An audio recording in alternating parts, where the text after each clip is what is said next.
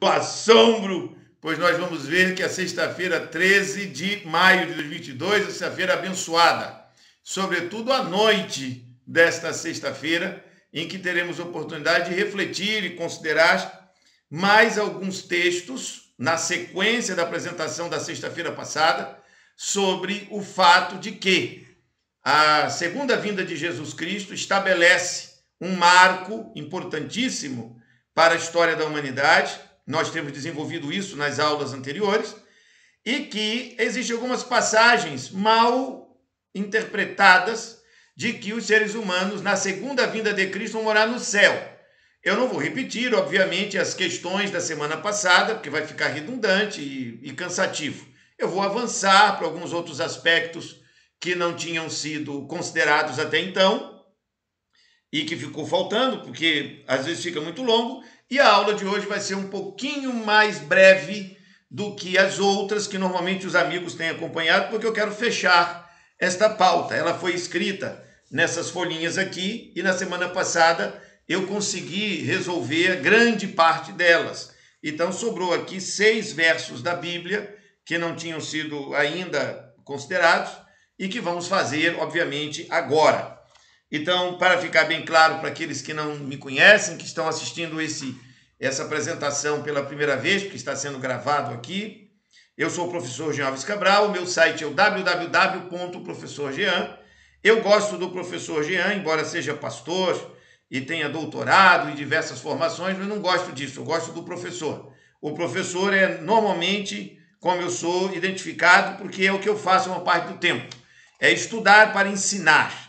E eu estou muito bem ambientado nesse cenário. A minha tela está sendo compartilhada, em alguns breves momentos, às vezes ela trava um pouquinho, por conta da lentidão do sistema operacional, da memória, isso acontece, e agora isso provavelmente vai acontecer, porque eu vou abrir aqui agora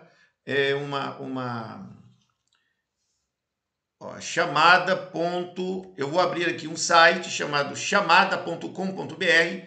Ele trava um pouquinho, mas já ele vai destravar, em que a gente vai abrir a Bíblia na tela para ver as passagens assim, ao vivo, para que a gente possa estar frente a frente das passagens. E isso vai ser muito legal, porque eu vou poder discutir algumas questões que a gente não tinha visto sobre esse assunto de que nós não vamos morar no céu. A aula da sexta-feira passada, e ainda está carregando, tranquilo, já a gente volta. A aula da semana passada já foi publicada.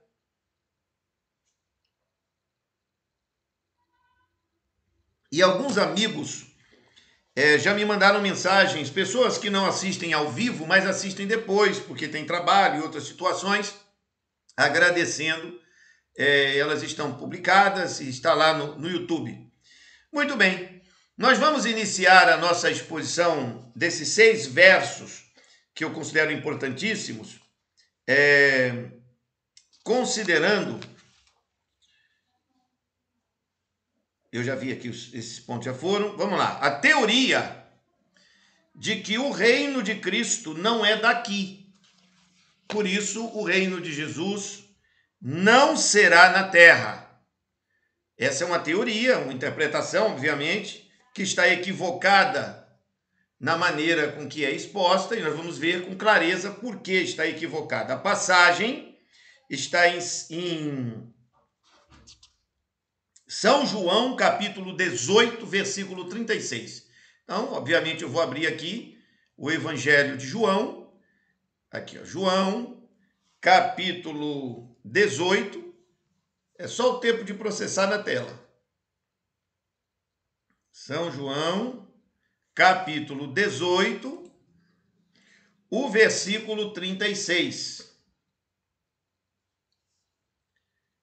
Só um minutinho que já vai abrir. Vamos lá.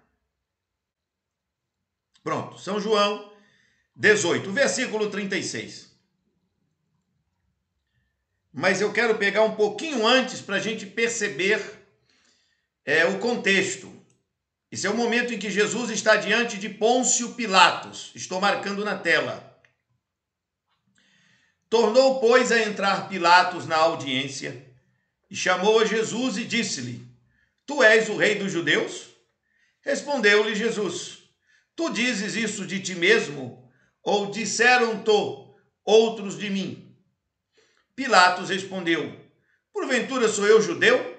A tua nação e os principais dos sacerdotes entregaram-te a mim. Que fizeste? Respondeu Jesus: O meu reino não é deste mundo. Se o meu reino fosse deste mundo, pelejariam os meus servos, para que eu não fosse entregue aos judeus. Mas agora o meu reino não é daqui. Atenção! Mas agora o meu reino não é daqui. Neste exato momento em que ele estava com Pilatos, o reino de Jesus Cristo não era na terra. Isso me parece muito claro aqui. Mas nós podemos também obter um esclarecimento devido observando o mesmo texto do Novo Testamento. Vamos escolher outro livro, vamos a Mateus, que vai ajudar a esclarecer. Mateus, capítulo 8, o versículo 11. Eu vou ler até um pouquinho antes, para que a gente perceba. Veja. E Jesus lhe disse: Eu irei e lhe darei saúde. E o centurião respondendo disse: Senhor, não sou digno que entres debaixo do meu telhado, mas dize somente uma palavra e o meu criado há de sarar. Então veja que há um problema de saúde na casa de um centurião e Jesus vai falar. Ele só quer que Jesus fale, não precisa ir lá na casa dele. Eu não sou digno que o Senhor entre na minha casa. Eu só quero que o Senhor diga aqui agora uma palavra e o meu criado está curado. Pois também eu sou homem sob autoridade. E tendo soldados as minhas ordens, eu digo a este: vai, e ele vai. E digo a outro: vem, e ele vem. E ao meu criado: faze isto, e ele o faz. Maravilhou-se Jesus ouvindo isto, e disse aos que o seguiam: em verdade vos digo, que nem mesmo em Israel encontrei tanta fé, tanta confiança. Agora, atenção, mas eu vos digo que muitos virão do Oriente e do Ocidente, assentar-se-ão na mesa com Abraão, Isaque e Jacó, no reino dos céus. Quando é que vai ser a vinda do reino dos céus? Quando é que o reino dos céus vai vir? Naquele momento que Jesus estava falando, não tinha reino dos céus nenhum. E quando é que o reino dos céus vai chegar? O reino dos céus vai chegar na segunda vinda de Cristo. Não, o reino dos céus é que quando o cara morre, o cara vai para o céu. Não é isso que está escrito aí, não. Vamos ver como é que isso se fecha de maneira extraordinariamente clara? Continuarei o texto. E os filhos do reino serão lançados nas trevas exteriores. Ali haverá pranto e ranger de dentes. Quando é que vai ter pranto e ranger de dentes? Entenderam? Quando é que esse problema vai acontecer? Na segunda vinda de Cristo. Outro texto importante que demonstra que o reino de Cristo não está ainda aqui. Não está. O reino que estamos falando não está aqui. Ó, Zacarias, vamos aqui, ó. Zacarias, capítulo 14. Zacarias, capítulo 14.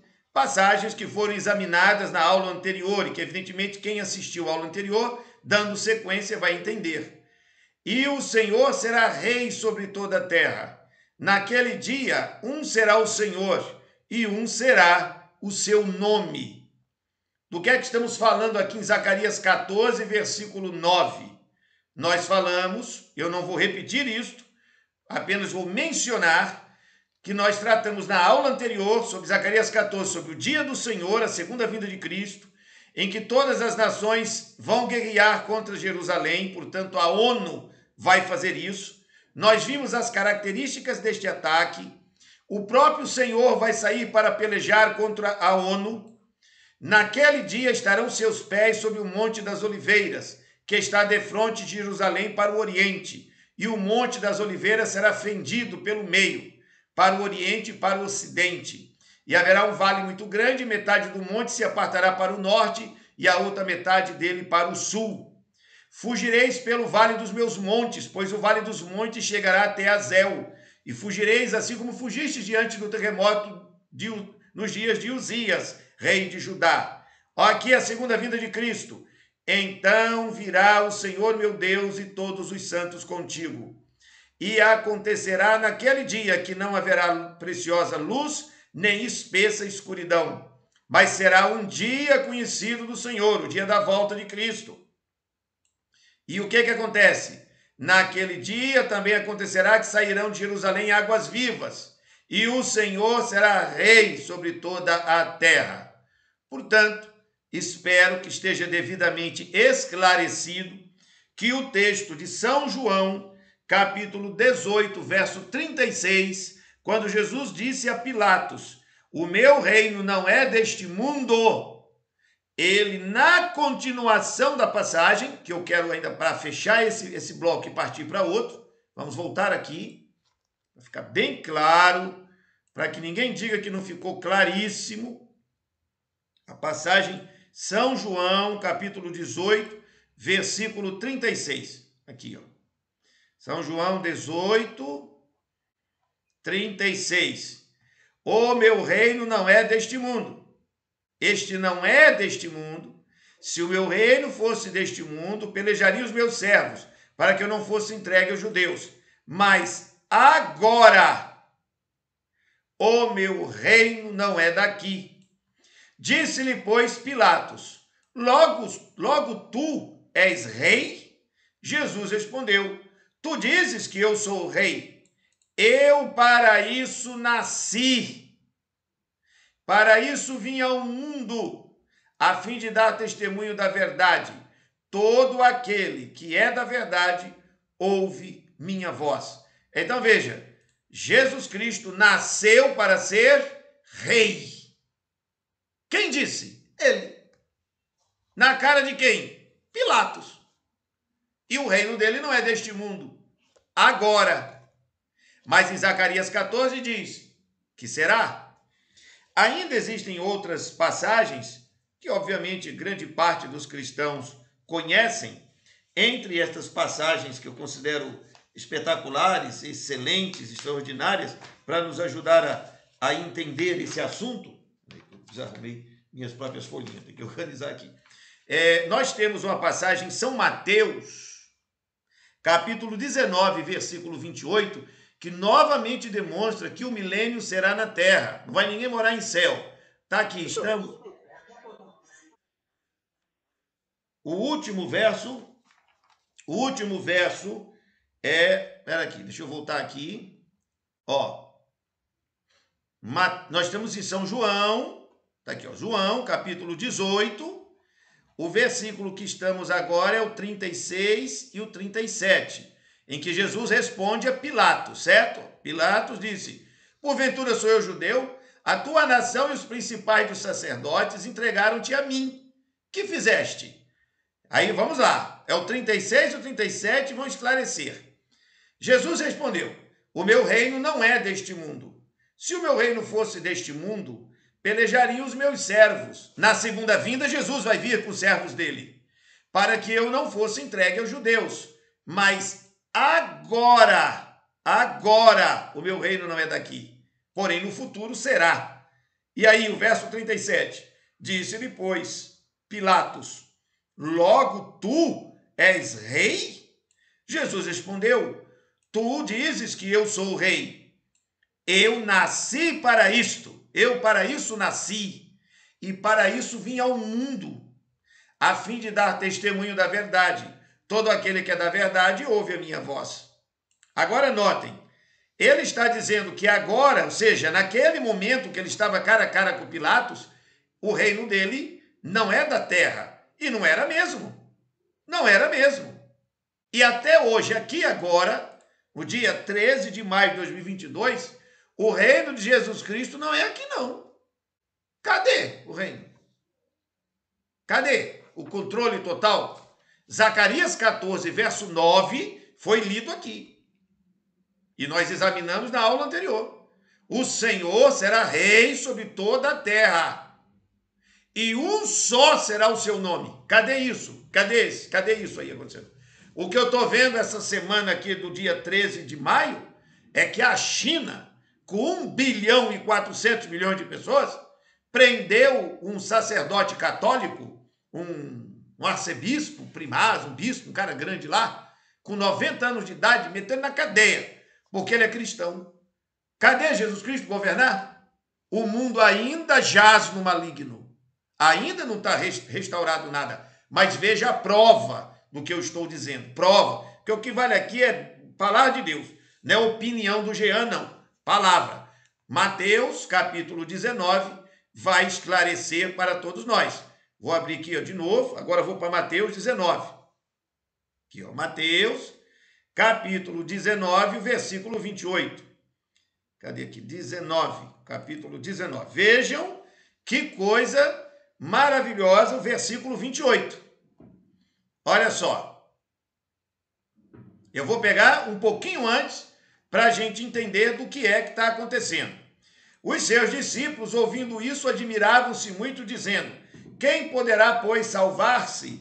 Jesus, olhando para eles, disse-lhes: aos homens é isso impossível, mas a Deus tudo é possível.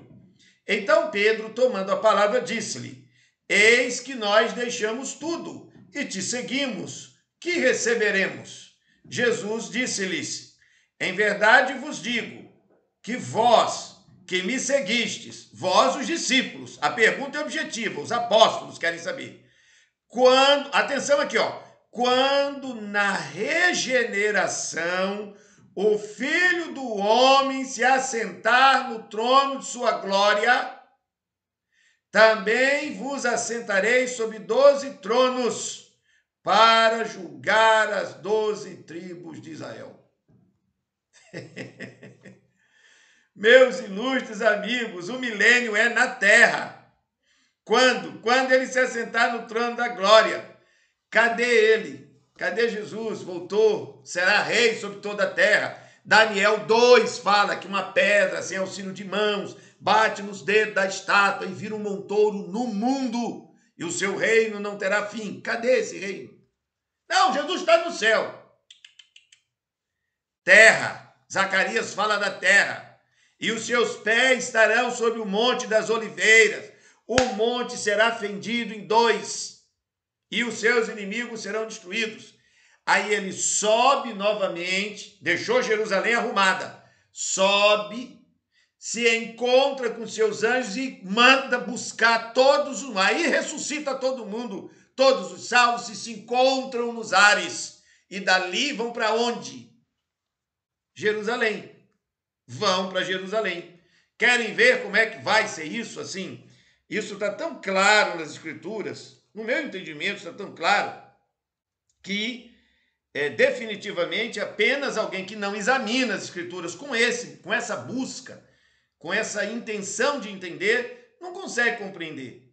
Acha que vai embora para o céu. Não vai para o céu coisa nenhuma, vai ficar aqui. Vejam, eu já passei por Zacarias, não vou retornar a Zacarias. Porém, eu gostaria de ir agora a Daniel. Daniel, vou abrir aqui agora uma passagem que vai ajudar a entender bem claramente isso. Ó, Daniel, lê aqui o profeta. Daniel, capítulo 7. Daniel, capítulo 7.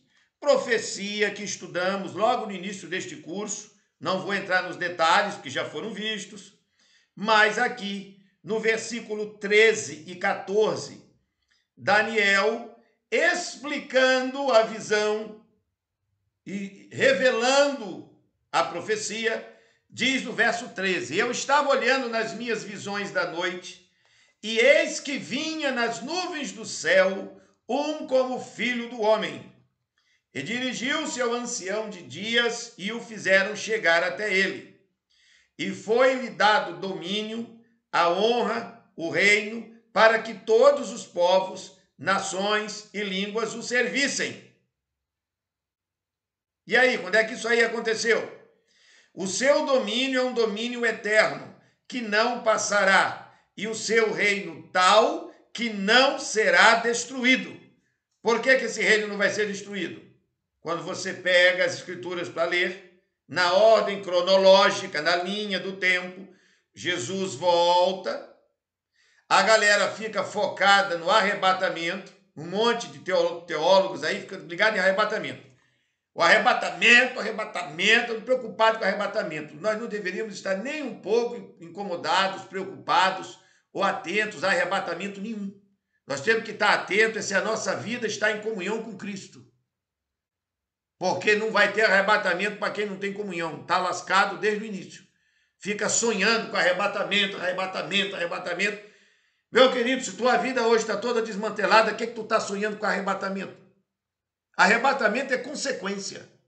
O arrebatamento não é a salvação. Assim como, por exemplo, eu poderia morrer, eu estou andando na rua, o diabo quer me matar, aí Deus me protegeu.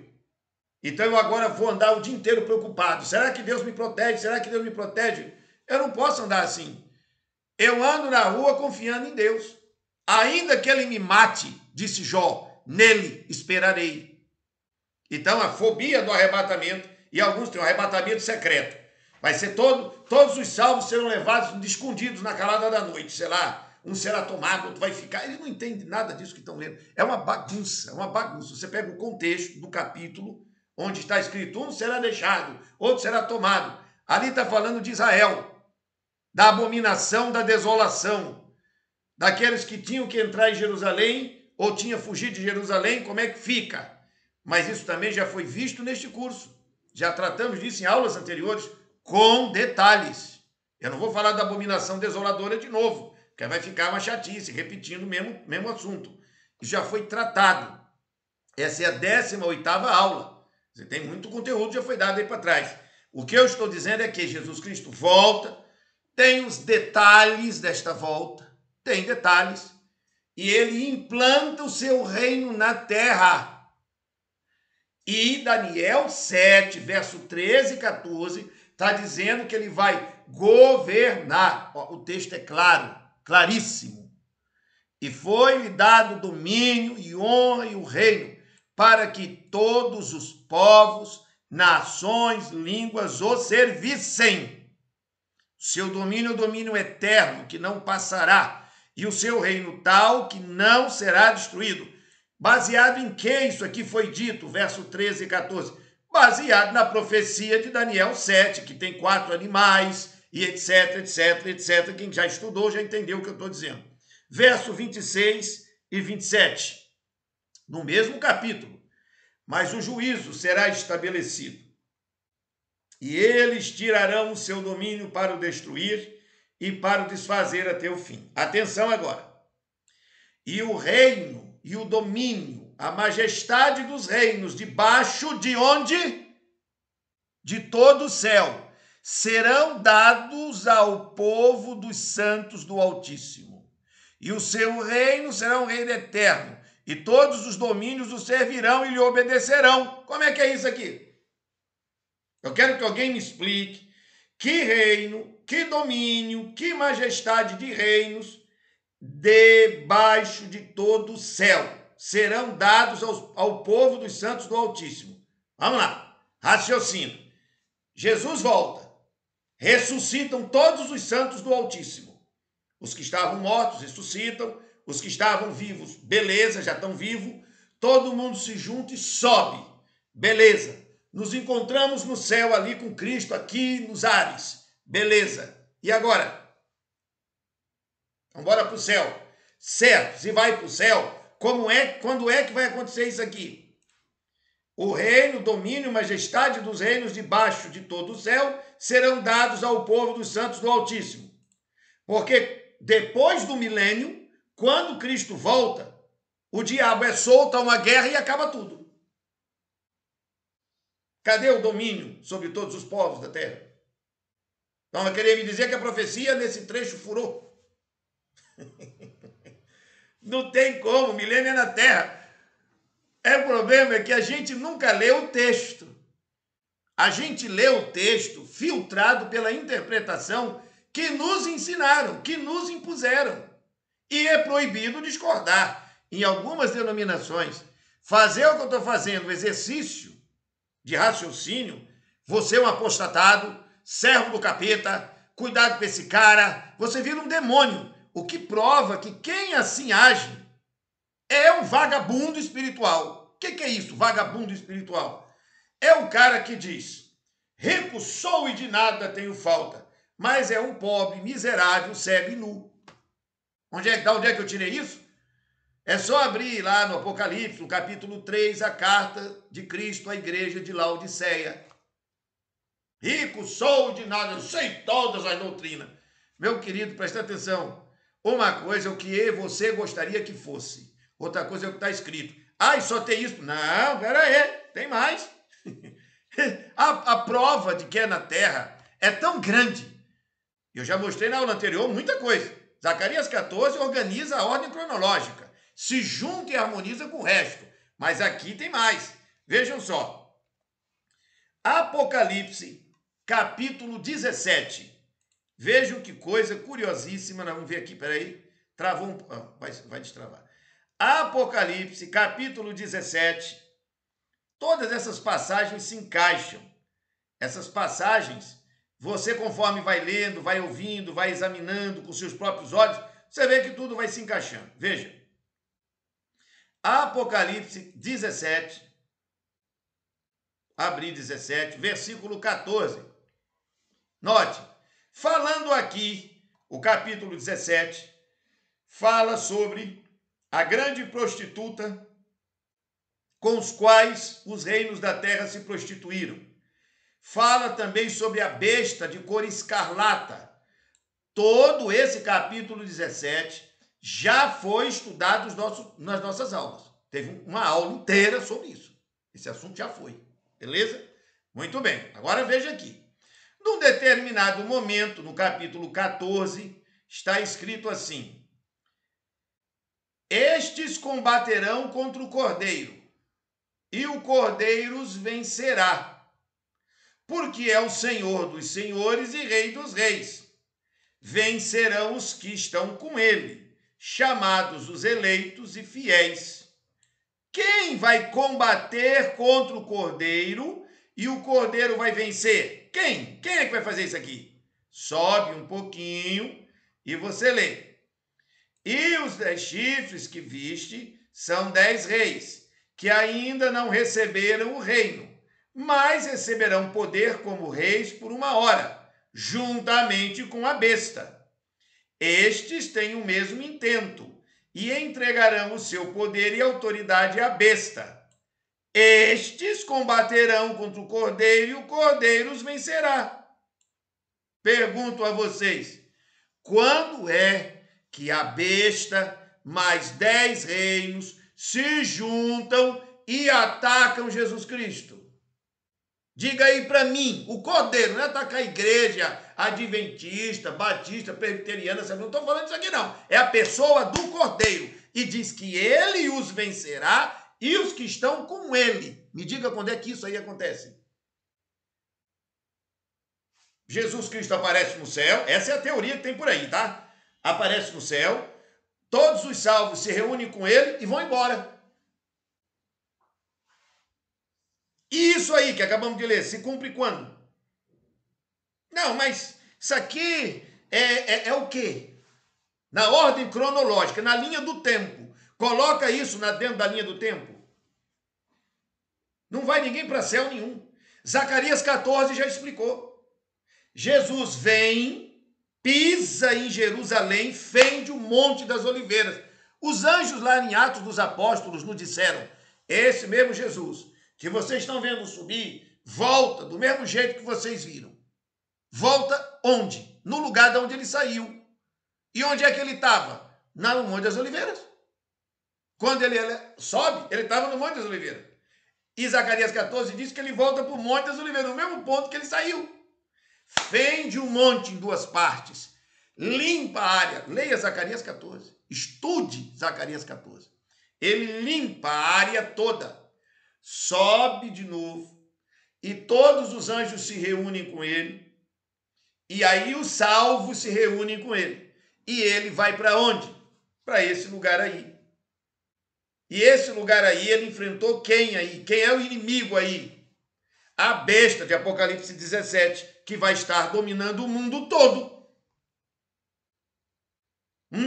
O problema é que essa besta, querem alguns, tem que ser a Igreja Católica. Aí, meu querido, é só para inglês ver isso aí. Isso é para americano ver. A Igreja Católica está sendo aniquilada. E os babacas estão achando que a Igreja Católica vai ter o Papa como rei do mundo. A Igreja Católica será aniquilada. Onde está escrito isso? Aqui, ó. E os 10 chifres que viste na besta são os que odiarão a prostituta e a colocarão desolada e nua. Comerão a sua carne e a queimarão no fogo, porque Deus tem posto em seus corações que cumpram o seu intento e tenham uma mesma ideia e deem à besta o seu reino, até que se cumpram as palavras de Deus. E a mulher que viste é a grande cidade que reina sobre os reis da terra. A besta com 10 chifres destrói a prostituta, que é a Igreja Católica, e o cristianismo inteiro colado nela. Que besta é essa? Já defendi, continuarei defendendo quanto for necessário, que a besta é literalmente o número de um homem, que ainda não está aqui, que nós não estamos vendo. E esse homem, esse cara, esse sujeito, ele é um Nefilim, que é uma mistura de demônio com mulheres da terra. Ah, é muita fantasia. Pois é, besta, anjo, sangue de Cristo, tudo isso é espiritual. Isso aí não é como aqui o celular, um anel, isso é interpretação espiritual mesmo. Você tem que pegar 1 Coríntios, capítulo 2, verso 10 até o 13. As coisas espirituais se discernem espiritualmente. Bíblia não é entendida como um livro de matemática, física, língua portuguesa, não, é espiritual, comparação. Isaías, capítulo 28, verso 10 e verso 13. Comparando regra sobre regra, texto sobre texto, mandamento em mandamento, princípio com princípio, dentro da própria Bíblia. Por isso é que eu fundamento o tempo inteiro tudo que estou dizendo. Não é visão que o Jean teve, não teve visão de coisa nenhuma. Estou estudando as escrituras e mostrando a ordem cronológica na linha do tempo. Não tem como escapar. Esses que são eleitos, fiéis, vão estar com Cristo. E ele é quem vence a besta. Ele, fisicamente. Quando?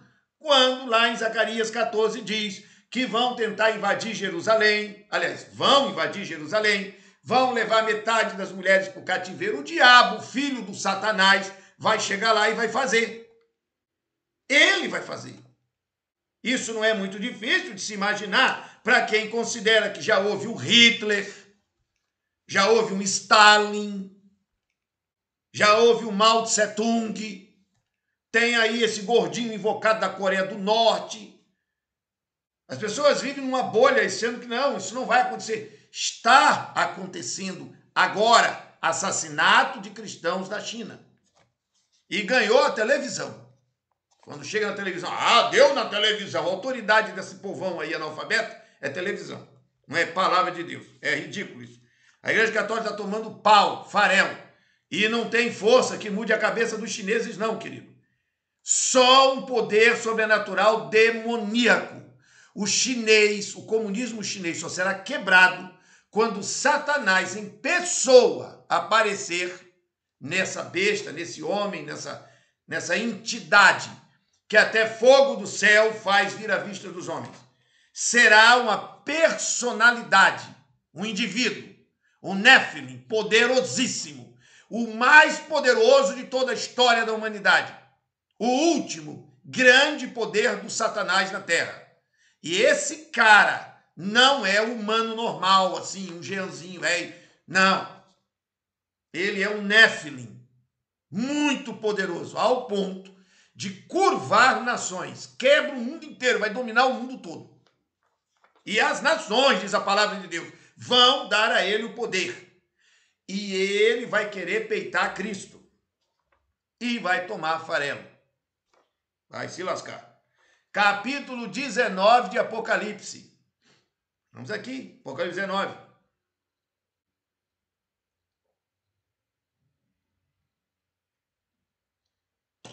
Metendo água para dentro do bucho aqui. Apocalipse 19. Olha outra passagem. Apocalipse 19, versículo 11.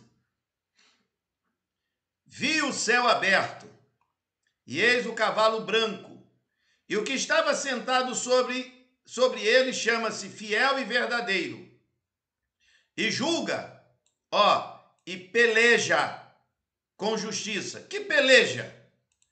Eu não sei como é isso. As pessoas leem os textos que fala que Cristo peleja, Cristo vai à guerra, e acham que é uma coisa mística, espiritual. Não, é assim, os demônios estão assim, num véu místico, sabe? É uma coisa assim, força de expressão, é uma linguagem. Vai vendo. Os seus olhos eram como chamas de fogo, ou seja, ele tem sangue nos olhos. E sobre a sua cabeça havia muitos diademas. Tinha um nome escrito que ninguém sabia senão ele mesmo. Estava vestido com uma veste salpicada de sangue. E o nome pelo qual se chama é a Palavra de Deus. Seguiam-no os exércitos do céu, em cavalos brancos e vestidos de linho fino, branco e puro. E da sua boca saía uma espada aguda, para ferir com elas as nações. Atenção, ele vai ferir as nações. A galera para aqui. Ele as governará, regerá, dominará com vara de ferro. E ele mesmo é o que pisa o lagar do vinho do furor da ira do Deus Todo-Poderoso. E no manto de sua coxa tem escrito este nome: Rei dos Reis e o Senhor dos Senhores. Beleza? Ficou claro isso aqui? Aí eu pergunto, na época de Pilatos, quando ele disse, eu sou rei, eu nasci para ser rei, não agora. Quando? Zacarias 14 já explicou. Na segunda vinda, um será o Senhor, um será o seu nome, e ele será rei sobre toda a terra. Chama-se segunda vinda de Cristo. Bom, matou essa questão de que... Porque isso é doutrina, viu? Tem gente... Não! Aqui está escrito que o rei dele não é desse mundo. Ele mesmo que disse. Sim, e o resto que ele disse? É na linha do tempo, querido. Naquele momento, ele não era rei sobre a terra mesmo, não. Naquele momento que ele falava com Pilatos, ele estava sendo tratado como criminoso. Ali a situação dele era de cordeiro para tirar o pecado do mundo. Reino dele é depois, é mais na frente. Mas tem que ter a linha da visão profética para entender. Outra passagem curiosa, muito que eu chamo de curiosa, porque os caras tentam fundamentar essa questão.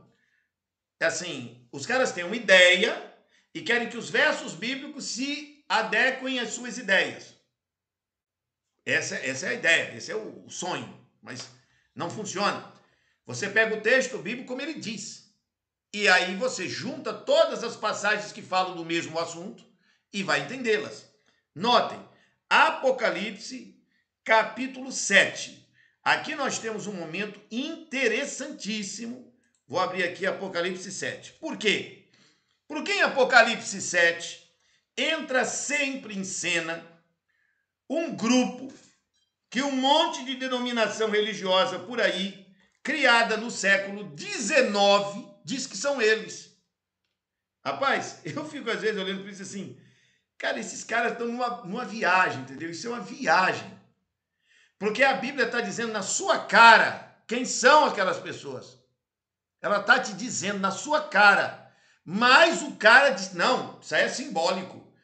Porque eu quero que seja simbólico. Eu digo, aí fica difícil. Vejam, Apocalipse capítulo 7. Uma série de coisas aconteceram do capítulo 1 até o 6. Vamos ver o 7. Depois destas coisas, vi 4 anjos que estavam sobre os 4 cantos da terra, retendo os 4 ventos da terra, para que nenhum vento soprasse sobre a terra, nem sobre o mar, nem contra árvore alguma. Vento no contexto profético, significam guerras, guerras de aniquilação. Muito bem. Vi outro anjo subir do lado do sol nascente, e que tinha o selo do Deus vivo, e clamou com grande voz aos 4 anjos, a quem fora dado o poder de danificar a terra e o mar, dizendo: não danifiqueis a terra, nem o mar, nem as árvores, até que hajamos assinalado nas suas testas os servos do nosso Deus. E ouvi o número dos assinalados. Eram 144.000 assinalados. De onde? De todas as tribos dos filhos de Israel. Eu não vou repetir aqui. Romanos, capítulo 11.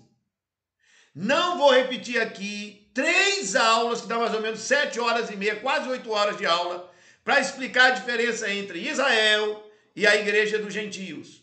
E como isso está estruturado, porque já foram dadas essas aulas. Já foi explicado isso antes, para fundamentar agora. Quando a Bíblia diz tribos de Israel, é tribo de Israel. Por quê? Porque a nação de Israel é intocável. Intocável. A palavra, nós já vimos isso em Jeremias, isso já foi explicado nas aulas anteriores, não vou ler tudo isso, senão fica longa a aula repetindo coisas que já foram vistas. Mas o Senhor deixou claro em Jeremias: o céu e a terra vão passar, mas Israel não deixará de ser uma nação perante mim. Isso está sacramentado. Quem quiser ser rebelde e não quer acreditar, o problema é seu. Mas a palavra é clara em afirmar com segurança e tranquilidade que a promessa feita a Abraão, Isaque e Jacó, de que a sua semente, o seu sangue de homens negros, da pele preta, não será tocado diante do Eterno, diante dele. Estamos falando do Criador. Esses assinalados são de Israel. Morreu o papo. Quem disse? A Bíblia. Em linha direta. E aí, para não deixar dúvida para nenhum maluco, dá o nome de cada tribo e quantos são. É quase que dizendo assim, ó, para vocês não inventar a interpretação aí da cabeça de vocês, eu vou dizer exatamente do que é que eu estou falando. E aí ele diz, veja, da tribo de Judá, 12.000 assinalados. Da tribo de Ruben, 12. Da tribo de Gade, 12. Da tribo de Azer, 12. Da tribo de Naftali, 12. Da tribo de Manassés, 12. Da tribo de Simeão, 12. Da tribo de Levi, 12. Da tribo de Isacar, 12. Da tribo de Zebulon, 12. Da tribo de José, 12. Da tribo de Benjamim, 12. Precisa desenhar.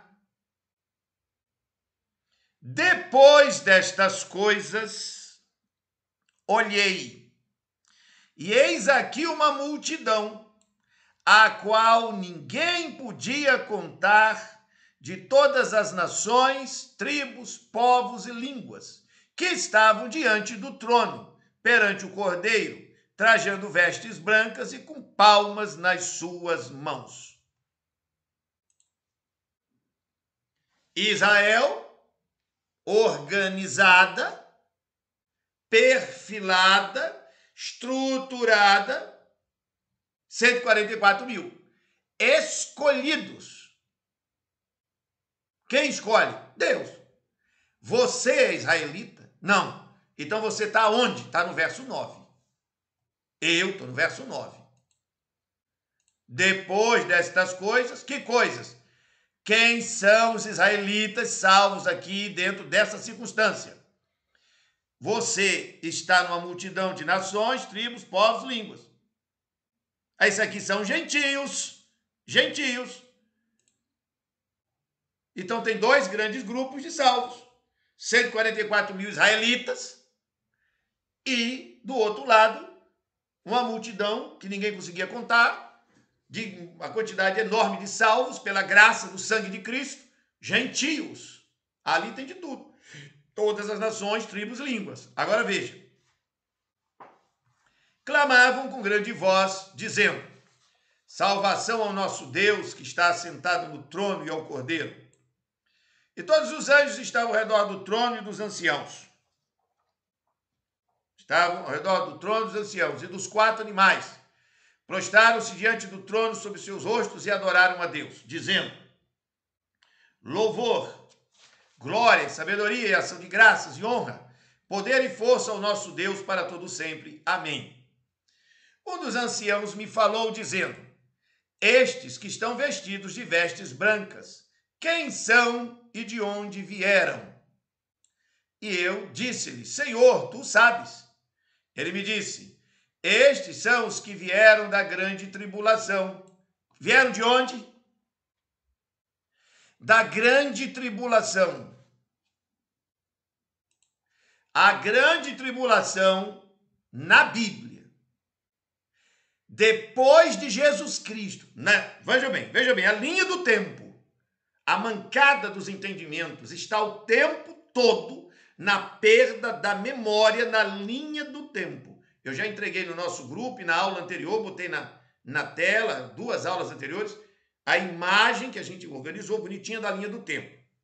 Veja, a abominação da desolação, ela é a grande tribulação, a que jamais foi vista na terra desde que o mundo é mundo. Beleza? Esta tribulação jamais vista, ela não é sobre a humanidade. Na profecia, a abominação da desolação, que é uma tribulação jamais vista, é sobre Israel. Ira contra este povo. Foi visto isso em Lucas, capítulo 21. Tem que assistir às aulas anteriores, para lembrar disso que eu acabei de dizer agora. Se você está acompanhando isso pela primeira vez, anota. Grande tribulação, abominação da desolação. Nas aulas anteriores, porque o tema é amplo, é profundo. Eu já apresentei isso. Essa grande tribulação é contra Israel. Os selados são de Israel. São os que vierem dessa tribulação. Um monte de interpretações malucas dizem que vai ter uma tribulação agora e no futuro contra a igreja cristã. E aí a igreja vai ser arrebatada. É um balaio de gato. A tribulação bíblica, só na Bíblia, sem interpretação fora, ela é contra Israel. E ela é chamada de grande tribulação, abominação da desolação, abominação desoladora, porque ela dura 2.300 anos, segundo Daniel 8, verso 13 e 14, e segundo Jesus Cristo, em Lucas, capítulo 21, do verso 15 ao 24. É específica para Israel, não tem nada a ver com igreja cristã, nada. Não significa que a igreja não seja perseguida pelo diabo, Satanás. Não, ela é perseguida. Mas a mancada do entendimento é tão grande que não entenderam coisas como, por exemplo, como é que você sabe o que é igreja e o que não é igreja? Lendo a Bíblia. Se perguntando como é que Jesus trata a igreja. Eu não vou deixar de fora o que eu já estou apresentando em Apocalipse. Vou retornar já. Mas eu preciso abrir esse parênteses aqui para que a gente entenda. Vou deixar aqui marcado, não vou sair daqui. Vou abrir uma página aqui ao lado, enquanto dou uma bicada na aguinha.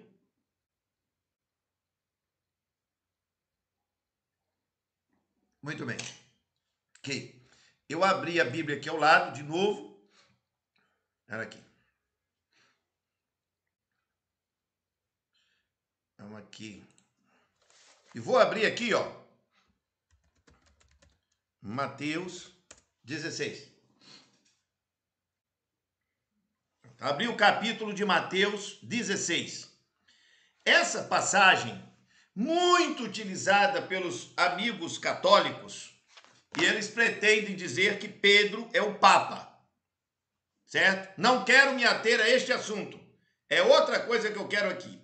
Vejam bem.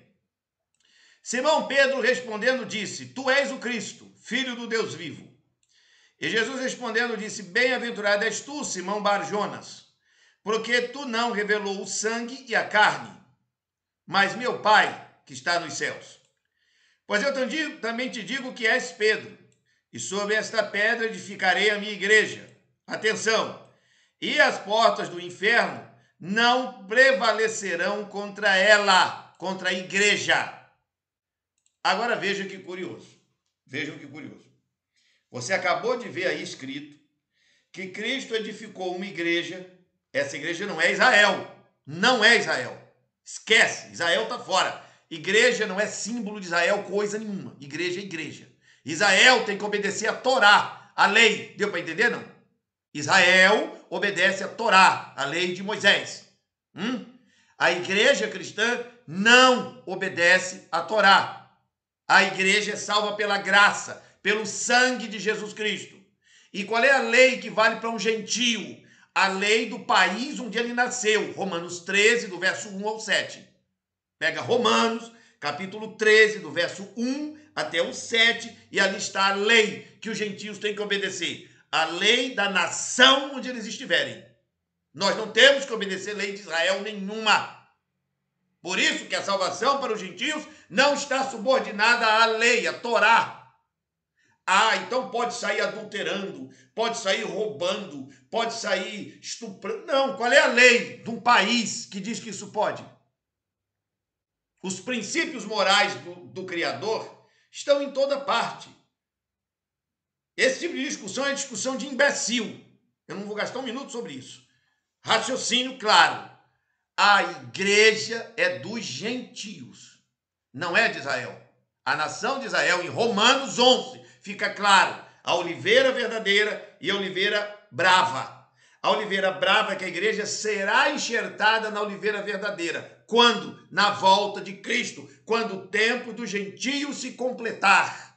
Isso está em Romanos, capítulo 11. Isso está em Lucas, capítulo 21, do verso 15 ao 24. Quando o tempo dos gentios se completar. Quando é que completa o tempo dos gentios? Quando a abominação da desolação acabar. Quando é que começou a abominação da desolação? No ano 70 de nossa era, quando o general Tito destruiu Jerusalém. Onde é que está isso dito na Bíblia? Lucas, capítulo 21, do verso 15 ao 24. Já teve estudo sobre isso, não vou repetir. Agora, essa tribulação atinge israelitas, que não é essa nação de pessoas brancas que vivem lá no estado de Israel. Todos os sinais do verdadeiro Israel não tem nada a ver com aquilo. Já foi dada uma aula também sobre isto. É o Israel constituído de pessoas de cor negra. Isso é fundamental entender. Jesus Cristo glorificado é preto. Isso também já foi mostrado no Apocalipse, já foi explicado. Então, esse povo de negros, pretos, que estão aí, quem sabe é o Criador, os anjos de Deus sabem quem são e vão selá-los. Quem é que diz isso? Apocalipse, capítulo 7. Isso precisa ficar claro. E a igreja? Qual é o lugar da igreja? A igreja é menos. Não, a igreja não é menos. A igreja é tão poderosa, e aqui está a mancada, que eu quero salientar. Veja a mancada. Edificarei a minha igreja, e as portas do inferno não prevalecerão contra ela. Ficou clara esta frase? Então veja, a igreja que Cristo criou, a verdadeira igreja dele, ela ataca o inferno. Não é o inferno que ataca a igreja. É a igreja quem a ataca. Deu para entender isso no texto? Não. Ao tempo de Cristo, as cidades, elas eram, vocês já viram em filmes isto, muradas, elas tinham um muro muito grande que protegia. Os exércitos que vinham atacar usavam flecha, jogavam pedras, e a cidade tinha muros altos, portões de ferro para resistir o ataque. Jesus usa esta linguagem. As portas do inferno, ou seja, portas de uma cidade daquela época, não resistirão ao ataque que a igreja vai fazer. Entendeu isso? Quem ataca é a igreja. porque o reino dele não é deste mundo. Vai ter um momento que se tornará. E quando se tornar reino aqui na terra, é porque ele também vai atacar. Entenderam isso? Mas a galera pensa o contrário e acha que uma pessoa entra para uma igreja e o inferno não vai derrubar as portas da igreja. A galera raciocina exatamente o contrário. Então isso é uma mancada de leitura básica. O cara está lendo. As portas do inferno não prevalecerão contra a igreja. E ele pensa, o inferno vai atacar a igreja. Isso é o chamado analfabetismo funcional. Quando o sujeito lê e não entendeu nada que está lendo. Aí vem um professor para ajudar a entender. Eu não sou o super professor, não. Mas uma burrice dessa eu não posso cometer. Está dizendo com clareza. Isso entendido, volto para Apocalipse 7. No verso 9, você vê com muita clareza que há pessoas que passaram por uma grande tribulação. Esta grande tribulação está aqui, ó.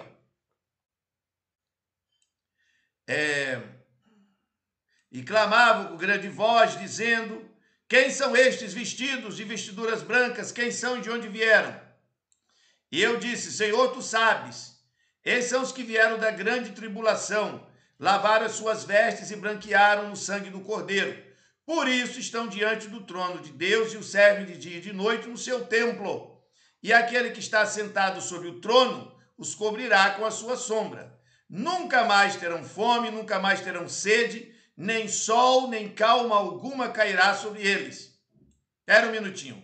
Aqui está a chave da questão que eu quero trazer. O pessoal lê isso tudo que acabamos de ler e vamos falar da segunda vinda de Cristo e morar no céu. Qual é o argumento? Ah, você está vendo aí a passagem? A passagem diz que todas essas pessoas, tanto os 144 mil como esta grande multidão, estão diante do trono do Cordeiro e do trono de Deus, Deus o Pai. Isso só pode ser no céu. Embora o texto não diga que eles estão no céu. O texto diz que isto vai acontecer quando isto aqui acontecer. Olha aí. Nunca mais terão fome, nunca mais terão sede, nem sol. Nem sol. Nem calma alguma, cara. Quando é que o sol vai deixar de existir? Qual é o momento na linha do tempo em que o sol, os céus, tudo isso vai ser diferente? Depois do milênio, vi novo céu e nova terra, e o mar já não existe. Então é outro mundo. Portanto, todo este povo salvo estará diante do trono de Deus Pai e do Filho, neste novo céu e nessa nova terra, quando chegar o momento adequado. Simplesmente isso. Não, vai todo mundo morar no céu. Vai vendo. É a fobia do céu. Eu tenho que morar no céu. A loucura para morar no céu.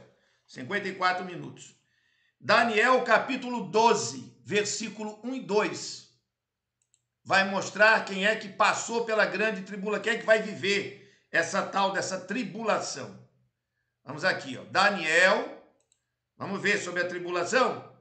Daniel, capítulo 12, versículo 1 e 2. Quando é que é essa tal dessa grande tribulação? E naquele tempo se levantará Miguel, o grande príncipe, que se levanta a favor dos filhos do teu povo, do teu povo, e haverá um tempo de angústia, qual nunca houve, desde que houve nação até aquele tempo. Quando é esse tempo aqui, de Daniel 12, verso 1, em que isso vai acontecer? Quando é este tempo? Mas naquele tempo, de novo, livrar-se-á o teu povo. Não é os gentios, não é os gentios, pelo amor de Deus. É Miguel, o príncipe, se levanta a favor dos filhos de Israel. Outra prova. Filhos de Israel, a tribulação é sobre os filhos de Israel. Daniel, capítulo 10, que nós também estudamos neste curso, numa das aulas anteriores. Olha aqui. Aqui, cadê o texto? Daniel, capítulo 10, aqui. Mas o príncipe do reino da Pérsia me resistiu 21 dias. E eis que Miguel, um dos primeiros príncipes, veio para ajudar-me. E eu fiquei ali com os reis da Pérsia. Agora vim para fazer-te entender o que vai acontecer com o teu povo. Mais aqui abaixo. Mas eu te declararei o que está registrado na Escritura, e ninguém há que me anime, senão a Miguel, vosso príncipe. Então, quem é esse Miguel? É o príncipe que cuida de quem? Israel. Deu para entender? E quando é a tribulação? A tribulação é sobre o povo de Israel. Daniel 12, verso 1. Não deixa dúvida nenhuma. Se levantará Miguel, grande príncipe, que se levanta a favor dos filhos do teu povo. Por quê? Porque haverá um tempo de angústia, qual nunca houve. Aí eu deixo isso aqui parado, vou aqui no Novo Testamento, escolho Mateus, vamos pegar aqui, Mateus 24, versículo 15, que também já foi estudado nesse curso. Agora que eu estou juntando os pedaços. Quando, pois, vides a abominação da desolação, de que falou o profeta Daniel, está no lugar santo, quem lê, entenda. Aí a gente leu e diz assim, porque haverá, então, grande aflição. Como nunca houve desde o princípio do mundo até agora, nem tampouco há de haver. Essa expressão te parece curiosa? Com grande aflição, grande tribulação, como nunca houve desde o princípio do mundo até agora? Olha aí, Daniel 12. E haverá um tempo qual nunca houve desde que houve nação até aquele tempo. Vai se salvar quem? Aquele que foi escrito no livro. De onde? Do teu povo. Tá claro? Não. Diz aí um absurdo. Não tá claro ainda. Beleza. Vamos adiante. Tem mais. Vou pegar Marcos. Bora pegar Marcos. Marcos. Aqui. Evangelho. Vamos aqui. Marcos. Capítulo 13. Marcos, capítulo 13. Versículo 14. Marcos 13. Versículo 14. Ora, quando vós virdes a abominação do assolamento, que foi predito por Daniel o profeta, onde não deve estar, então os que estiverem na Judéia, fujam para os montes. Claro, o evento era em Jerusalém. Veja, começa aqui, verso 19. Porque naqueles dias haverá uma aflição tal, qual nunca houve desde o princípio da criação que Deus criou, até agora, nem jamais haverá. E se o Senhor não abreviasse aqueles dias, nenhuma carne se salvaria, mas por causa dos eleitos que escolheu, abreviou aqueles dias. Quem são esses eleitos? Os 144 mil selados de Israel, que vêm durante o período da tribulação. Entenderam? O remanescente de Israel, desde que essa tribulação começou até o último dia, serão 144 mil pessoas. De Israel preto, negro. Tem nada a ver com cristão. A igreja é outra viagem. É com Paulo de Tarso e suas 14 epístolas. A igreja gentia. Aqui o assunto é Israel. A tribulação, já ficou claro, é sobre o povo de Israel. Não está claro. Vem um capítulo. Não. A interpretação não é essa. Vamos em Lucas. Lucas. A mesma passagem, em Lucas, capítulo 21. Vamos abrir aqui, Lucas, capítulo 21. Vamos até o versículo 20. Mas quando virdes Jerusalém cercada de exércitos, sabei então que é chegada a sua desolação. Porque dias de vingança são estes, para que se cumpram todas as coisas que estão escritas. Estão escritas aonde?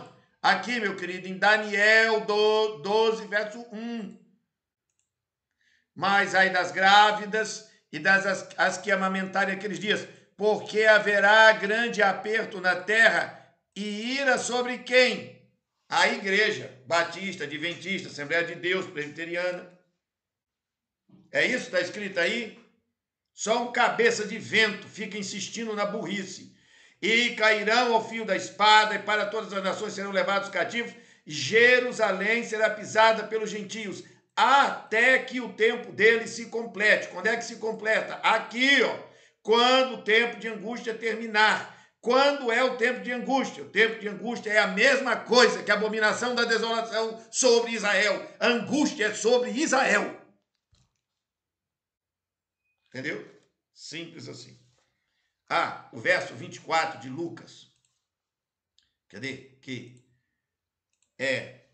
para todas as nações serão levados cativos. Jerusalém será pisada pelos gentios. A ira é contra este povo. Quando é que ela começa? Quando vir de Jerusalém cercada de exércitos, saber que é chegada a sua desolação. Quando, então, os que estiverem na Judéia fujam para os montes. Curioso.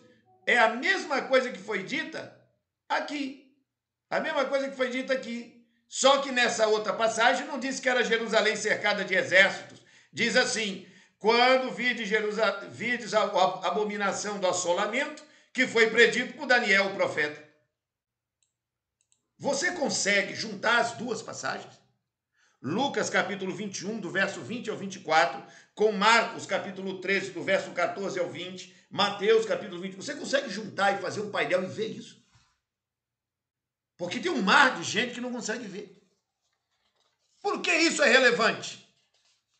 Porque a restauração de Israel não é no céu, é em Jerusalém, segundo Zacarias 14. E o Senhor será rei sobre a terra e vai restaurar Jerusalém. Que foi o quê? Pisada pelos gentios. O anjo, lá em Daniel 8, pergunta ao outro anjo: até quando vai durar o assolamento do santuário, do povo santo, da cidade querida? Até 2.300 tardes e manhãs. Então o santuário de Jerusalém será purificado. Que santuário é esse? O de Jerusalém terrestre. Alguém teve uma teoria maluca aí de que é o santuário celestial que vai ser purificado. Aí eu fiquei sem entender. Quem é que profanou o santuário celestial? Bom, no ano 70, disse Jesus que começa a abominação da desolação em Jerusalém. E o santuário não ficou pedra sobre pedra. Nós já estudamos isso. Mas a galera consegue imaginar que é o santuário celeste. Aí, boiei. Eu sei como é que eles raciocinam. Mas isso é antibíblico. Isso não tem nenhum nexo. Você não tem como entrar com uma coisa que possa profanar o santuário do Eterno.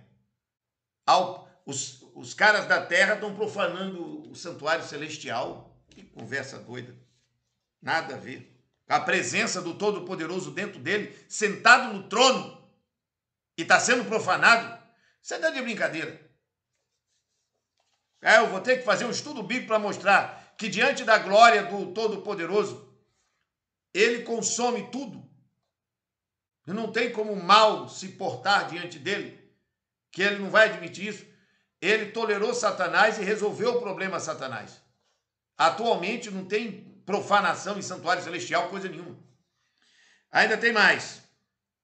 Portanto, é a restauração de Jerusalém, a restauração do santuário terrestre, que precisa ser refeita para que Cristo sente-se no trono, que eu já mostrei na aula anterior, o trono de Davi. Deixa eu ver mais outra passagem que tem aqui. Não, isso aqui já foi visto. Também já vi esta daqui. Tem essa outra passagem aqui que eu acho que também é o que eu chamo de leitura burra. Que acontece, leitura burra. Vou abrir agora aqui Filipenses, cadê aqui, ó? Filipenses, capítulo 3. Olha só o que alguém aí consegue fazer. Filipenses, capítulo 3. Filipenses 3, versículo 17 ao 21. Olha só. Vejam só que coisa curiosa. Sede também meus imitadores, irmãos, e tende cuidado segundo o exemplo que tendes em vós, pelos que assim andam. Porque muitos há, dos quais muitas vezes vos disse, e agora também digo, chorando, que são inimigos da cruz de Cristo. Opa! Quem são inimigos da cruz de Cristo? Cujo fim é a perdição, cujo Deus é o ventre, e cuja glória é a confusão deles, que só pensam nas coisas terrenas. Mas a nossa cidade está nos céus, de onde também esperamos o Salvador, o Senhor Jesus Cristo.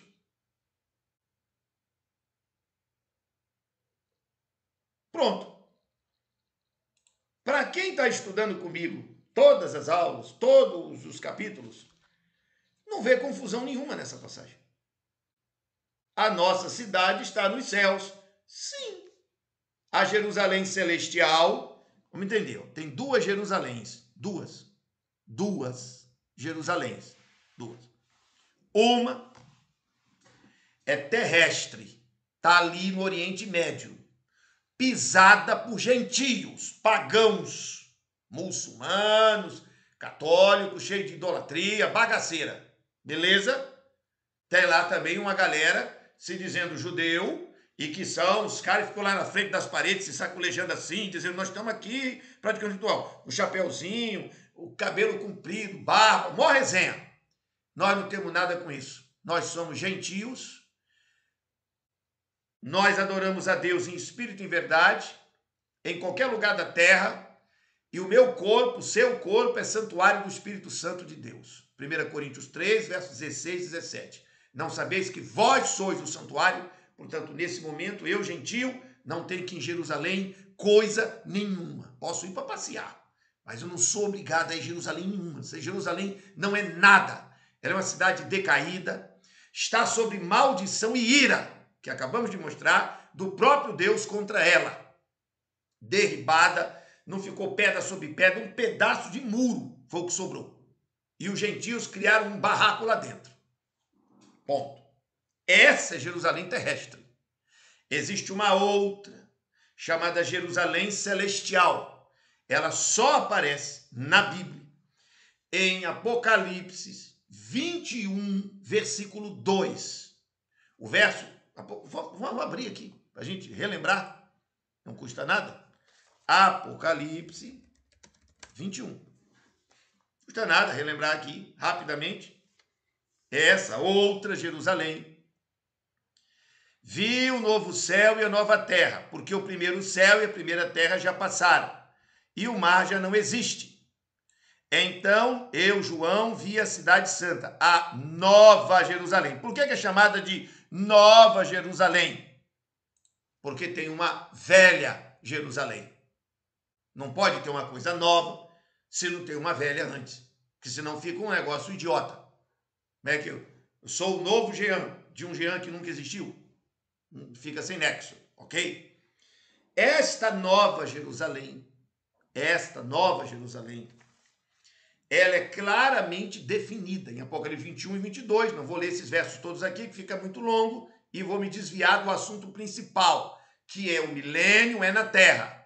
Então, essa Jerusalém celestial, numa certa ocasião, discutindo com o pessoal que dizia assim, Maria é a nossa mãe do céu. Quero deixar bem claro que Maria, mãe de Jesus, uma mulher sagrada, santa, separada pelo Eterno para ser a mãe do nosso Salvador. Ponto. Não tem que falar mais nada. Só isso que eu já falei, acabou, encerrou o assunto.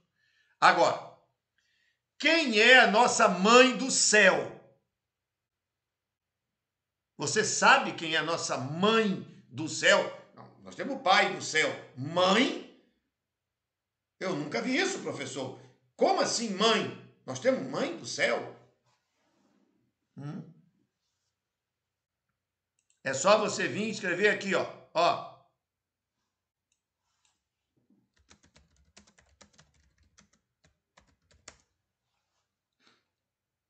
A qual é nossa mãe? E aí você desce um pouquinho e olha que coisa curiosa. Não, peraí.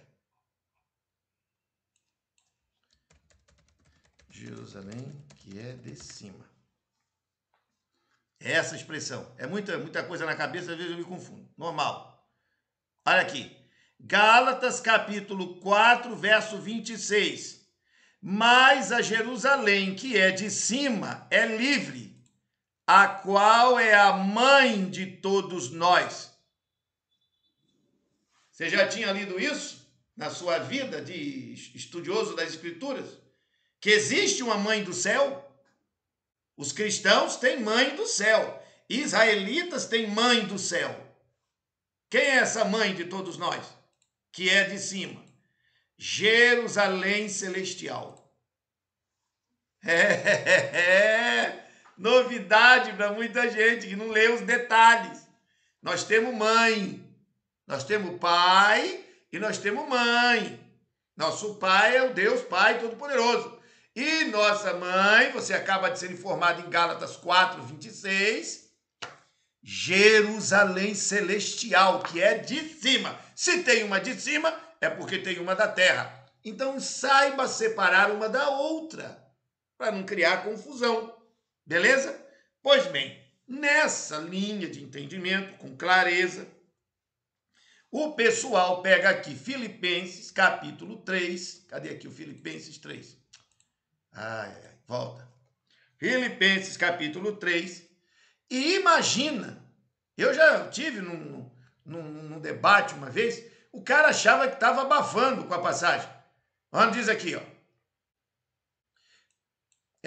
Ele queria dizer que eu sou um cara terreno, só penso em coisas terrenas, porque eu quero ficar na terra. Não quero ir para o céu. Isso é um terreno. O seu ventre é a perdição.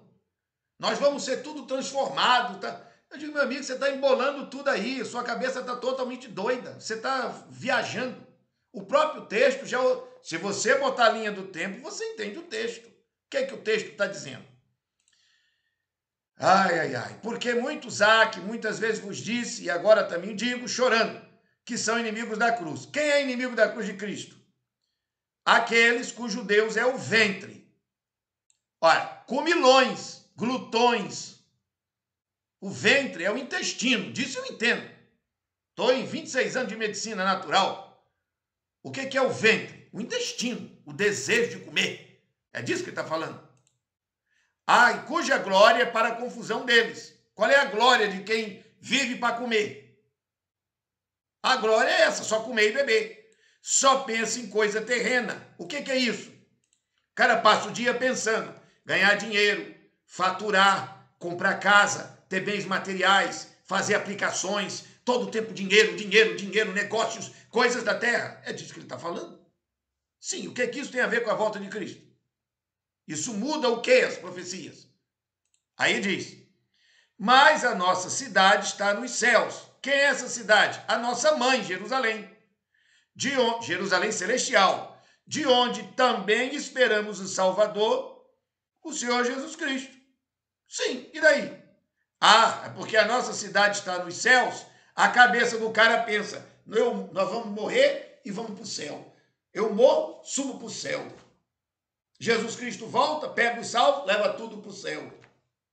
Meu querido, você não pode pegar todas as profecias sobre a restauração do trono de Davi e jogar no lixo. Você não pode pegar todas as profecias sobre a restauração de Israel, o fim do tempo dos gentios e jogar no lixo. Você não tem base para fazer isso. Você não pode fatiar a Bíblia, jogar fora o significado dos estudos que já fizemos nas aulas anteriores sobre Jerusalém e Israel. A interpretação, leitura burra. É isso que eu chamo de leitura burra. Não tem outro jeito de falar, não. É assim mesmo, leitura burra. O que mais? Bom, isto dito, agora me encaminho para o encerramento. Eu disse que o estudo de hoje era bem menor do que os outros, que duraram 2 horas e meia. Teve um que durou 3 horas e meia. Tem um estudo de 3 horas e meia, que já foi. Mas é isso mesmo, para apresentar com detalhes. Eu tenho algumas passagens que, no meu entendimento, não tem como ninguém derrubar. A galera dá um monte de pulo para a direita, para a esquerda, que eu já tive em debates, mas no final eu percebo que é um constrangimento que acaba se criando. Porque assim, eu tenho um texto mal entendido. Eu pego aquele texto, analiso, encerro, tira ele da mesa. Qual é o próximo? E assim vai se colocando, digamos, folhas. Vamos analisar esse problema. Vamos. Esse aqui fica aqui no cantinho, deixa aqui, quietinho. Analisou. Resolveu? Está resolvido. Acabou. Vamos ao próximo. Resolveu? Acabou. E assim sucessivamente. Chega um momento que eu não tenho mais nada na mesa. Resolveu tudo. Não sobrou mais nada. Se não sobrou mais nada, então eu apresentei a verdade sobre aquele assunto tecnicamente falando. Que é óbvio que eu não estou falando da verdade no seu sentido supremo. Jesus, a salvação, tudo. Não, estou falando de um assunto específico, certo? E é os textos de objeção.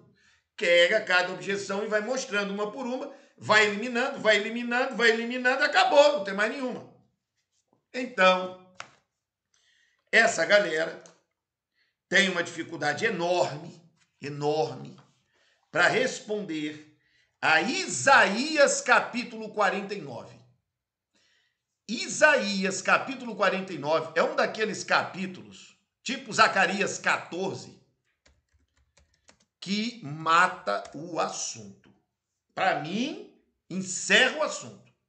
Isaías, o capítulo 49. Tá abrindo aqui, tá processando. Vamos abri-lo. É só ler o capítulo. Se você já estudou todas as 17 aulas que a gente viu, nessa agora, 18ª, você vendo Isaías 49, você olha para o capítulo e diz assim, cara, tá tudo explicado. Assim, é tão fácil de entender a harmonia que você tem do todo que não dá para você ficar inventando uma outra interpretação. Não tem interpretação, é didática, é uma leitura escorreita. Veja, Isaías capítulo 49. Ele tem um total de 26 versos. Veja como é claro. Ouvi-me, ilhas, e escutai vós, povos de longe. Olha aí, pastor Joaquim, meu querido amigo que está aqui com a gente. O Ministério Multinações vai atingir ilhas, povos de longe. Para estes, o Criador está, então, se dirigindo.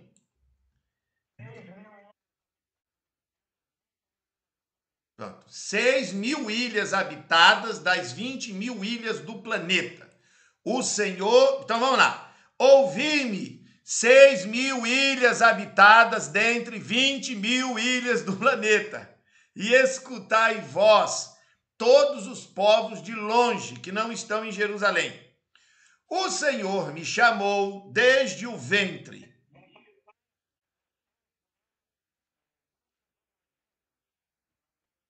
16.000 grupos homogêneos da face da terra. Essa galera toda, presta atenção. O Senhor me chamou desde o ventre, desde as entranhas da minha mãe, fez menção do meu nome. E fez a minha boca como uma espada aguda. Pausa. Quem é essa pessoa que está falando? Quem é a pessoa que tem a boca como uma espada aguda? Nós vimos aqui em Apocalipse 19, vamos ver, vai vendo, Apocalipse 19, Aqui. Cadê aqui? Ó? E da sua boca saiu o quê? Uma espada aguda para ferir com elas as nações. Nós estamos falando de quem? A palavra de Deus. Quem é ele? Jesus Cristo, que aqui é chamado de... Cadê aqui o texto? Eu passei. Não, aqui. Rei dos reis e Senhor dos senhores. Então volta para Isaías 49. Quem é este que o Senhor chamou desde o ventre, desde as entranhas da própria mãe, que é Maria, e fez menção do nome dele? Quando o anjo foi falar com Maria, disse: o nome do menino será Yeshua, Yehoshua. Fez a minha boca como espada aguda, com a sombra da sua mão me cobriu, o próprio Deus Pai, ímpar, e me escondeu na sua aljava, e me disse: tu és meu servo, és Israel, aquele por quem hei de ser glorificado. Preciso mostrar os versos em que aparece no Novo Testamento, em João, em Mateus, em Marcos e Lucas, quando Deus diz: tu és o meu filho amado, em ti eu sou glorificado. Preciso mostrar essa passagem? Não, todo mundo aqui conhece, porque somos estudiosos da Bíblia, certo? Então é Jesus. Continua. Porém, eu disse: debalde tenho trabalhado, inútil, e vamente gastei as minhas forças. Presta atenção. Quem é que está conversando e dizendo isso aqui? Jesus é que está falando. Tá claro? Você consegue entender o texto que está sendo lido? Ele continua explicando. Ele disse, esse eu aqui, ó. Porém eu disse, é ele mesmo, Jesus dizendo: tenho trabalhado em vão, inutilmente estou gastando minhas forças. Todavia, o meu direito está perante o Senhor, Deus Pai, e o meu galardão perante o meu Deus. Jesus está dizendo que ele tem Deus Pai, o galardão dele está diante do trono do Todo-Poderoso, e que ele está trabalhando em vão e de maneira inútil. Como? Do que se trata? Vamos continuar lendo. Vamos entender. Pedacinho por pedacinho, você vê quando o capítulo termina, tudo se esclarece. Vai vendo. Agora, diz o Senhor, que me formou desde o ventre para ser seu servo. Nós sabemos que Cristo foi feito no ventre de Maria. E aqui está ficando bem claro que é ele. Para que torne trazer Jacó. O que ele tinha que fazer? Restaurar Jacó. Porém, Israel não se deixará juntar. Quando Cristo veio à terra, o que ele tentou fazer? Pregar as ovelhas perdidas da casa de Israel. Que foi que ele conseguiu? Nada. O trabalho não deu certo. Não funcionou. Porque Israel não quis. Ficou claro? Muito bem. Israel não se deixou juntar. Vai vendo. Contudo, os olhos do Senhor serei glorificado, e o meu Deus será a minha força. E o que foi que aconteceu com Cristo? O que aconteceu na sequência? É uma ordem cronológica, é didático. Ele foi glorificado. Foi glorificado durante seu ministério, foi glorificado na sua morte, foi glorificado na sua ressurreição, foi glorificado e levado para a destra do trono da majestade. Beleza? Beleza, a ordem cronológica, para e passo, vai vendo. Vamos aqui. Disse mais: pouco é que sejas o meu servo para restaurares as tribos de Jacó e tornares a trazer os preservados de Israel. Deus, o Pai, está dizendo a Cristo: veja, você é meu servo. Você vai restaurar as tribos de Jacó e vai trazer aqueles que eu preservei de Israel. Também te dei para a luz dos gentios, para seres a minha salvação, até onde? Até a extremidade da terra. Pausa. Estou parando o verso 6. Está ficando claro? Bem organizado. É Cristo contando um diálogo que ele está tendo com o Pai. Ele está revelando um conselho secreto dentre o pai e o filho, num diálogo. O que você está lendo é que ele vira para o pai e diz, tudo bem, mas meu trabalho está sendo em vão, porque Israel não está querendo se juntar. Aí o pai responde. O pai se apresenta e diz, mas peraí, você acha pouco? Nós estamos juntando. Os que eu estou selecionando, os que eu estou selando, esses vão ficar contigo. Esse vai dar tudo certo. Mas eu também te coloquei como luz para os gentios. Olha aqui a igreja, entendeu a separação? Israel, igreja. Vai vendo. Isaías 49, ele é didático. Só um cara muito mal intencionado, desonesto, para não ver. Assim diz o Senhor. É Deus o Pai falando. O Redentor de Israel, o seu santo. Acraseado significa aquela alma desprezada, ao que a nação abomina. Então ele vai falar para Cristo, que foi a alma desprezada, aquele a quem a nação abomina, ao servo dos que dominam. Os reis o verão e se levantarão, como também os príncipes, e eles diante de ti se inclinarão, por amor do Senhor, que é fiel, e do Santo de Israel, que te escolheu. O que as nações e os reis vão fazer? Todas as nações vão se ajoelhar diante de Cristo. Você já viu isso acontecendo em algum lugar? Todas as nações? Não, isso não aconteceu ainda. Vai vendo. Continua Deus o Pai falando, no diálogo que os dois tiveram, que isso aqui é revelação de um diálogo. Assim diz o Senhor, no tempo aceitável te ouvi, e no dia da salvação te ajudei, e te guardarei, e te darei por aliança do povo. Quem é esse aqui? Cristo.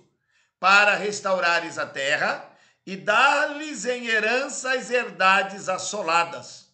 Tem gente que lê essa passagem aqui e pensa que é para o crente isso aqui. O cara lê essa passagem e pensa que isso aqui, esse verso 8, é Deus falando comigo, com você. São muito burros, gente. Isso é analfabetismo funcional. É um diálogo, o capítulo todo. Você está vendo que é um diálogo entre o pai e o filho. Os dois personagens estão num diálogo, não é numa briga, numa discussão. É num arrazoado. Mas eu fiz isso sim. Aí o pai, não, fique tranquilo, eu vou te dar isso, nós vamos acertar assim, eu estarei contigo, vou te apoiar, você vai ser adorado por todos eles. Estão negociando, ajustando as coisas. O capítulo é claro, vai vendo. Para dizerdes aos presos, o que é que Cristo iria dizer? Saí os que estão em trevas, aparecei. Eles pastarão nos caminhos, e em todos os lugares altos haverá o seu pasto. Nunca terão fome, nem sede, nem calor, nem sol os afligirá. Porque o que se compadece deles os guiará e os levará mansamente aos mananciais das águas. Atenção, continua o Pai falando. E farei de todos os meus montes um caminho, e as minhas estradas serão levantadas. Eis, atenção, que estes virão de longe, e eis que aqueles do norte e do ocidente, e outros da terra de Sinim. Então ele está dizendo a Cristo, você vai salvar, vai ser luz para os gentios, você vai ser o Salvador, você vai ser aquele que vai organizar tudo, vou te dar autoridade suprema. Ele está dando tudo, está dizendo tudo que se cumpriu, que você analisa no Novo Testamento e vê se cumprir em Cristo. O capítulo 49 é o projeto sendo explicado. E aí você tem o diálogo do pai e do filho, o pai explicando a ele. E quando você chegar lá, quando você nascer dessa mulher, vou te chamar do ventre dela, o teu nome já vai ser conhecido antes mesmo de tu nascer, e papapá, tudo que nós estamos lendo aqui é assim, ó, em ordem cronológica, na linha do tempo. O que vai acontecer contigo e com a humanidade. Aí ele chega e diz assim, note só. Exultai, ó céus, continua Deus Pai falando. Continua o Pai falando, ainda não entrou outro personagem. Exultai, ó céus, e alegra-te, ó terra, e vós, montes, estalai com júbilo, porque o Senhor consolou o seu povo, e dos seus aflitos se compadecerá. Seu povo aqui é Israel, viu? Porém, Sião, que é a cidade de Jerusalém, já vimos isto, diz: já me desamparou o Senhor, e o meu Senhor se esqueceu de mim. Quem é que está falando aqui? Israelita. Não é gentio que está falando isso. Gentio não vive em Sião. Sião é Israel. Porventura, aí, o que responde Deus? Porventura pode uma mulher esquecer-se tanto do seu filho que cria, que não se compadeça dele e do filho do seu ventre? Mas ainda que esta se esquecesse dele, contudo eu não me esquecerei de ti. Ele está falando com quem? Com Israel. Sião. Vê se aprende a ler, pelo amor de Deus. Eis que nas palmas das minhas mãos te gravei, Israel. Os teus muros, Sião, Jerusalém é que tem muros, estarão continuamente diante de mim. Teus filhos, israelitas, pressurosamente virão, mas os teus destruidores e os teus assoladores sairão do meio de ti. Levanta os teus olhos ao redor e olha, todos estes que se ajuntam vêm a ti. Vivo eu, diz o Senhor, que de todos estes te vestirás como de um ornamento e te cingirás deles como noiva. Porque nos teus desertos, nos teus lugares solitários e na tua terra destruída, abominação desoladora, agora te verás apertada de moradores, e os que te devoravam se afastarão para longe de ti. Quando é que isso aqui vai acontecer? Se você estudou Zacarias 14, quando é que essas nações se afastarão? E Jerusalém habitará segura. Leia Zacarias 14 do lado de Isaías 49, na volta de Cristo. Vai botar os pés em cima do Monte das Oliveiras, divide o monte em 2 pedaços, prepara tudo, vai buscar o seu povo e a cidade vai ficar fervulhando de gente. Os salvos. Será uma festa. O grande dia da vinda de Cristo em Jerusalém. E ele reedifica ela assim. Puf, está retificado porque ele é o Todo-Poderoso. E águas vivas correrão de Jerusalém. É o que está profetizado. Crê quem quiser. Mas é o que está escrito. Continua. O capítulo é claríssimo. E até mesmo os filhos da tua orfandade, os órfãos, dirão aos teus ouvidos: muito estreito é para mim este lugar. Aparta-te de mim para que eu possa habitar nele. Vai estar lotado de gente. É isso que o verso 20 está dizendo. E dirás no teu coração: quem me gerou estes? Pois eu estava desfilhada e solitária, entrara em cativeiro, ó abominação da desolação, e me retirei. Quem, pois, me criou estes? Eis que eu fui deixada sozinha, e estes onde estavam? Jerusalém, Jerusalém, eis que agora tua casa ficará deserta. Lembra da passagem? Nós já lemos isso. E assim diz o Senhor Deus. Atenção, que é o fechamento do estudo de hoje à noite.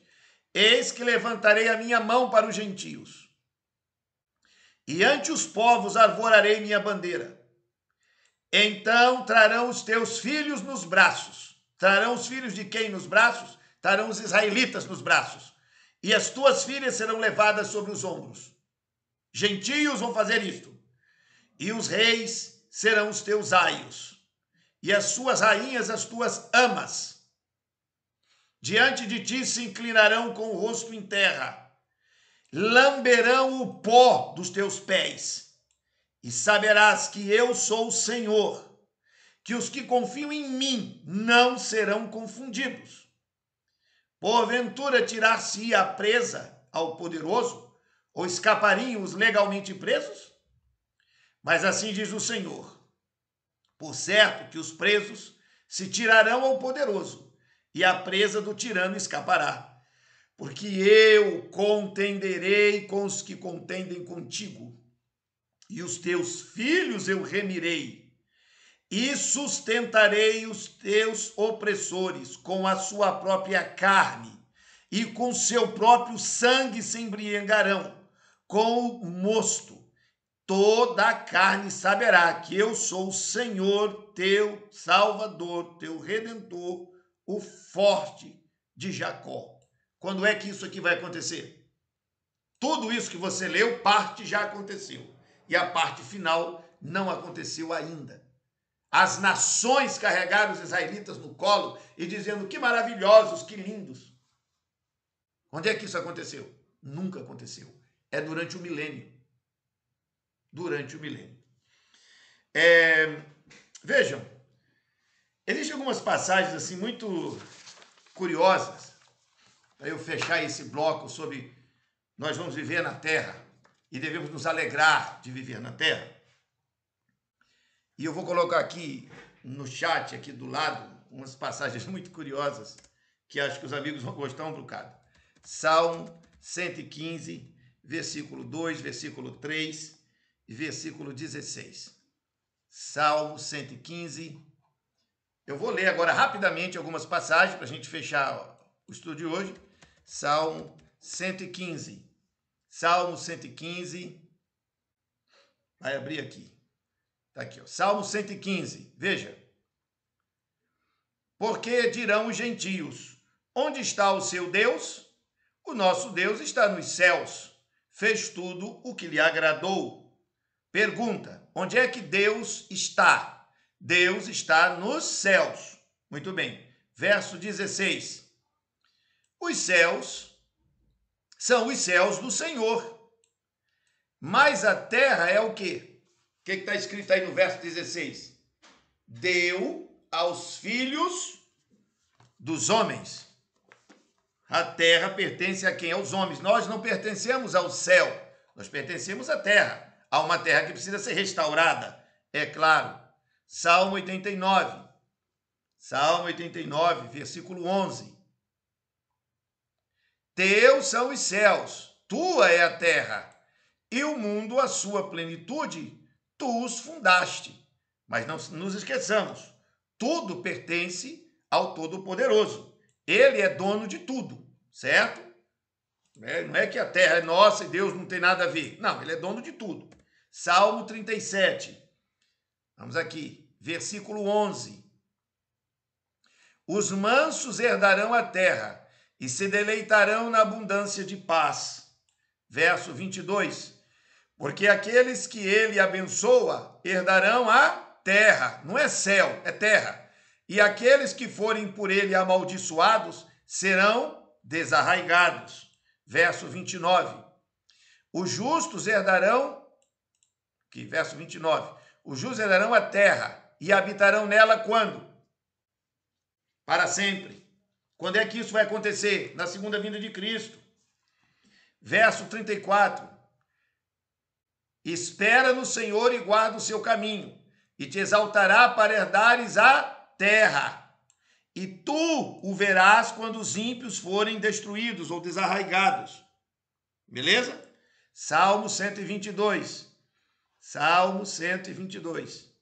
Esse negócio de morar no céu, isso aí está errado, muito errado. Isso é outra falha grave. Babilônia criou essa bagunça. Salmo 122, verso 3, 4 e 5. Jerusalém está edificada como uma cidade que é compacta, onde sobem as tribos do Senhor, até o testemunho de Israel, para darem graças ao nome do Senhor. Pois ali estão os tronos do juízo, os tronos da casa de Davi. Tronos da casa de Davi estão onde? Em Jerusalém. E Cristo se senta no trono de Davi, seu pai. Orai pela paz de Jerusalém.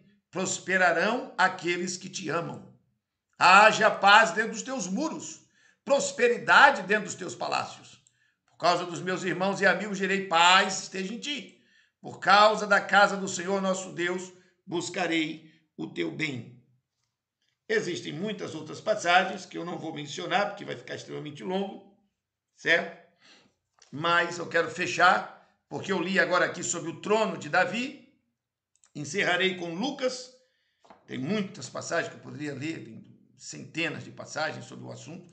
ele é muito amplo para provar aquilo que eu já expliquei. Lucas capítulo 1, verso 32 e 33. Lucas capítulo 1, versículo 32 e 33.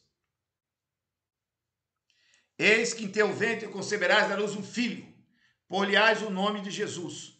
Este será grande, será chamado Filho do Altíssimo, e o Senhor Deus lhe dará o trono de Davi, seu pai.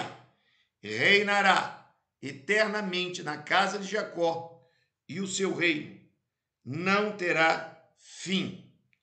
Na oração que houve uma oração que o pai de João Batista. João Batista fez uma oração aqui nesse capítulo. Fez uma oração, não, fez uma profecia. Ele diz assim, note, a hora que ele diz, verso 67. Zacarias, seu pai, cheio do Espírito Santo, profetizou, dizendo, Zacarias é pai de João Batista, marido de Isabel. Ok? Bendito o Senhor Deus de Israel, porque visitou e remiu o seu povo.